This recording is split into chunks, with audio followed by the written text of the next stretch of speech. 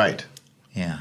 So it's kind of it's maybe if you have a higher purpose, then it is acceptable. But that will fall apart if you kind of put that on some material or living thing.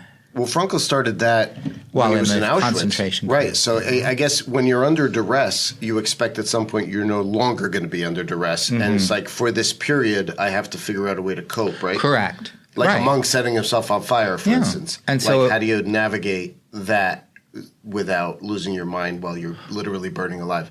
Correct. So I guess to some extent, there's some commonality. And there. so to some degree, if you're in, an abusive relationship and your finances are tough and you have a sick child and everything, you're kind of going through fire. Ooh, so you kind of got to come up with a meaning. What did Churchill say? If you're going through hell, keep going. Yeah.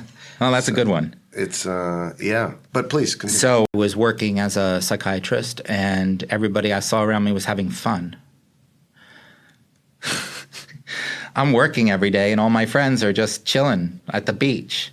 This was in Hawaii. This is when I moved because I had a job. Right. Yeah. So one day I just couldn't go to work anymore. My car kept going. Called the guy.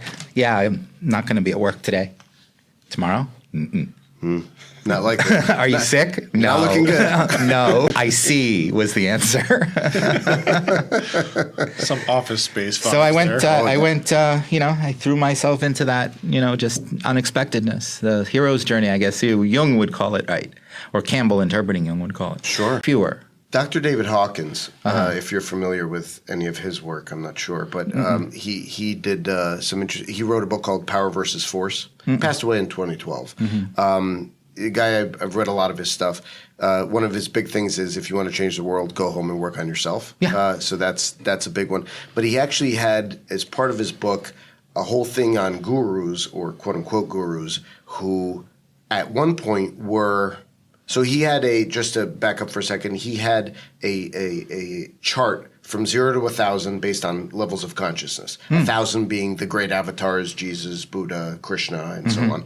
0 being basically dead, and I don't know, like 20 being Komodo dragons and possibly some dictators, which is about the same level. But he was saying how people attained enlightenment were gurus and such.